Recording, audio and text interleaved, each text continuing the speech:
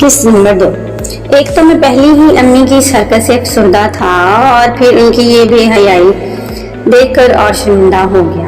अम्मी बोली, खान जी मैं ख़त्म होने लगी हूँ। खान ने कहा, नीलो जान मेरी बीवी में भी बिल्कुल करीब हूँ। मैंने शर्म से अपनी गर्दन झुका ली और देख कर अपने घर आ गया। मैंने तकरीबन 40 मिनट अपनी अम्मी को शमरोज अंकल के साथ देखा और मेरी हालत भी ख़राब हो चुकी थी। फिर मैंने पहली बार हाथ से काम भी किया। अम्मी शाम को अपने घर वापस आई। उनके साथ सारा और माहम भी थी। मैंने गौर से अम्मी को देखा तो वो बहुत खुश थी। उन्होंने मुझे 500 रुपये दिया और कहा कि आज ही खर्च कर देना। मैंने पैसे खुशी खुशी रख लिए। फिर अम्मी ने सारा बाजी और माहम को भी पैसे दिए। उस दिन के बाद खान साहब हम सबको अपनी गाड़ी में स्कूल छोड़ने जाया करते थे और जिसमें स्कूल से वापस आया करते तो खान साहब हमारे घर में होते, अम्मी के साथ अकेले बेडरूम में।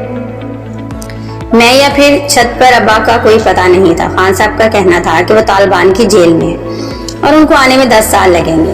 खान साहब बातों से साफ जाहिर होता था कि उनको अब्बा के बारे में सब कुछ पता है, वो जानबूझकर हमसे छुपा रहे। इसके बरक्स अम्मी को बहुत इत्मीनान था और अम्मी ने कभी खान साहब से कुछ मालूम करने की कोशिश भी नहीं की कि उनके शौहर कहाँ हैं। खान साहब और अम्मी के ताल्लुकात को एक हफ्ता हो गया था।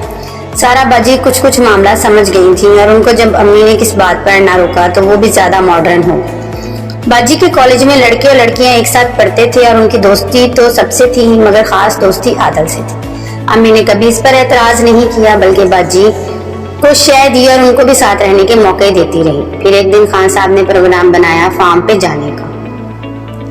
अम्मी, सारा, मैं, माहम, आदल, खान साहब और नशीन सब बड़े खुश। हमने हफ्ते और इतवार की रात वहां पर गुजारनी थी। फार्म हाउस पहुंचकर हमने सामान कमरों में रखा। शाम हो गई थी और रात का अंधेरा भी काफी हो चला था। वहां पर स्विमिंग पूल भी था। हम सब पूल में टांगे डालकर बैठ गए। इतने में एक आदमी आया जो बावर्ची था। उसने खाने के लिए कहा। हम सब ने खाना खाया और अपने रूम में चले गए। 2 कमरे थे, एक ऊपर और एक नीचे। हम सब लोग यानी माहम, आदल, मैं, सारा और नशीन ऊपर वाले कमरे में, अम्मी और खान साहब नीचे वाले कमरे में। आदल बोला, मुझे नींद नहीं आ रही, मैं भी आता हूँ। वो फार्म हाउस के उस हिस्से में चला गया जहाँ पलों का बाग था। सारा बाजी के साथ नशीन, उसके साथ माहम और माहम के साथ मैं लेटा था। सारा बाजी के साथ आदल का बिस्तरा लगा हुआ था। सारा बाजी मोबाइल पर किसी से बात कर रही थी। जब काफी देर तक आदल नहीं आया तो वो बोली, सिकंदर तुम आदल को देख कर आओ। मैं बोला, अच्छा बाजी। फिर मैं बाहर आ गया तो आदल नजर आया। उसने मुझे देख लिया। वो बाग के मालिक के साथ चारपाई पे लेटा हुआ था।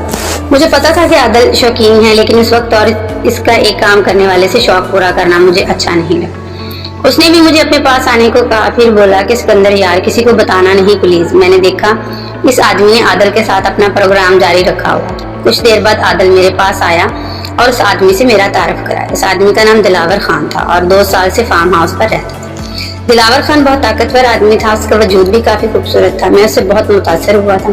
मैंने उससे हाथ मिलाया और फिर मैं और आदल का वापस कमरे में आ गए। वहाँ सारा बाजी हमारा इंतजार कर रही थी। हमें देखकर वो बोली, मुझे नींद आ रही है, मैं तो सोने लगी। मुझे नींद नहीं आ रही थी तो मैं भी बाहर निकल गया और सीन में आकर पोल के पास बैठ गया। अम्मी के रूम की बत्ती जल रही थी और अम्मी के हंसने की आवाजें बाहर आ रही। मैं उनके कमरे की खिड़की के पास गया जो खुली हुई थी। वहां पर मैंने देखा कि अम्मी और शमरोज खान दोनों आजाद हैं और बातें कर रही हैं। अम्मी बोली, शमरोज अब मुझसे सब्र नहीं होता। शमरोज बोला कि नीलो मेरा भी तो यही हाल है। ये नजारा देखकर मेरा दोस्त भी सर उठाने लगा और मैं अपने दोस्त का सर नीचे करने लगा, लेकिन वो बिल्कुल भी बाज नहीं आ रहा था। मजबूरन मैंने उसको आजाद किया और काम में लग गया। एक तरफ मेरी अम्मी अंदर अपने कारनामे सर अंजाम दे रही थी और कमरे के बाहर खड़ा मैं खुद में मगन था। अम्मी बोली, शमरोज जानू अब मुझे मजीद कुछ नहीं करना। मैंने सोचा इसका मतलब अम्मी और शमरोज अंकल पहले भी लगे थे। मैं अभी अपनी मंजिल से काफी दूर था, लेकिन फिर भी सफर जारी था। इतने में अम्मी ने कहा, मैं अब जरा बच्चों को देख कर आती हूँ। जिसको सुनकर मैं हड़बड़ा गया और उलिया दुरुस्त करके अपने कमरे में भाग गया। जल्दी से चादर ले ली। अम्मी कमरे में आई और सबको सोता देखकर फिर वापस चली गई। अब फिर आंखों से नींद उड़ गई थी। मेरे शाल दोस्त उल्टी उबलने के लिए बेचैन हो चुका था। फिर मैंने कमरे में देखा तो सब सो रहे थे। मेरे साथ मेरी बहन नशीन सो रही थी। वो करवट लेकर माम की तरफ चेहरा करके सोई भी थी। शैतान मुझ पर पूरी तरह हावी था और मैंने आगे कोई ना देखा और वहीं पर अपना ही मकसद हासिल करने के लिए मैं पहले मंजिल के करीब था, इसलिए थोड़ी देर में अपने ही मकसद में कामयाब। मेरे करतूतों के निशानात नशीन के लिबास पर जाहिर थे। खैर मैं उठकर वॉशरूम गया और वहां पेशाब करके सो गया। फिर जब आंख खुली तो दिन निकल आया था। मैं उठ के नाश्ता करने आया तो वहाँ अम्मी और खान सब सारा बाजी से बातें कर रहे थे।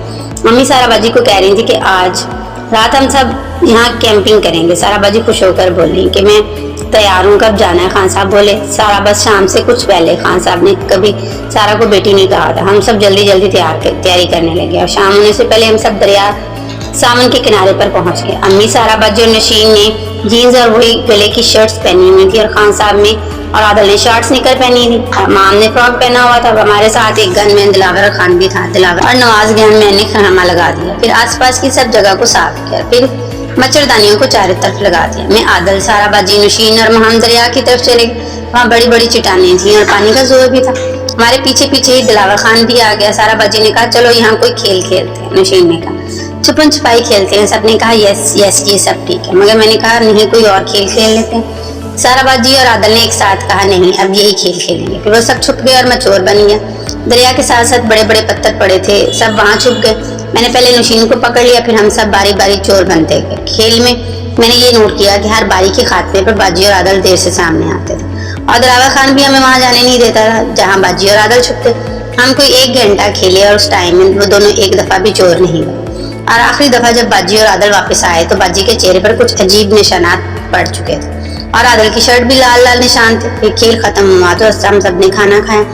کچھ دیر تک باتیں کی, پھر اپنے خیمے میں آ گئے. ایک خیمے میں خان صاحب اور امی, دوسرے میں باجی, نشین اور مہم, اور تیسرے میں عادل, میں اور دلاور گن میں. کار میں سونے چلا گیا. رات چونکہ بہت گرمی تھی, ہم تینوں نے صرف پاجامہ پہنا ہوا تھا. خیمے کے گیٹ کے پاس عادل کے ساتھ میں اور میرے پیچھے دلاور خان لیٹا تھا. پھر چاندنی رات کی روشنی, دریا کی لہروں کا شور, ایک عجیب رومانوی منظر تھا. میں اور عادل باتیں کر رہے تھے کہ مجھے کسی کا پنجہ لگا. میں سمجھ گیا کہ یہ حرکت دلاور خان کی ہے. جب میں نے کچھ نہیں کہا تو دلاور خان کا پنجہ میرے دوست پہ آ گیا. میں نے فوراً اس کا ہاتھ ہٹا دیا, لیکن تھوڑی دیر کے بعد پھر اس کا پنجہ میرے دوست پہ آ گیا اور ساتھ ہی اس نے اپنے دوست کو, میری دوستوں مزید دیکھیں قسط نمبر 3 میں.